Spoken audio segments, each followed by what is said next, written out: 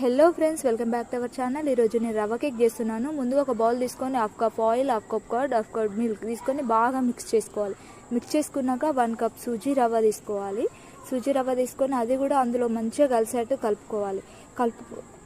కలుపుకున్నాక అందులో half cup sugar powder, 1 spoon baking soda, 1 spoon baking powder, half spoon salt, 2 table spoon maida, 1 spoon vanilla essence. దీని ప్లేస్లో మీరు ఇలాక్షి powder కూడా తీసుకోవచ్చు. అవి వేసుకొని బాగా మిక్స్ చేసుకోవాలి. బాగా మిక్స్ చేసుకున్నాక అందులో డస్టింగ్ చేసుకున్న బౌల్లోకి షిఫ్ట్ చేసుకోవాలి. షిఫ్ట్ చేసుకొని ఒక 30 మినిట్స్ స్లిమ్లో పెట్టి నేను బేక్ చేసుకున్నాను.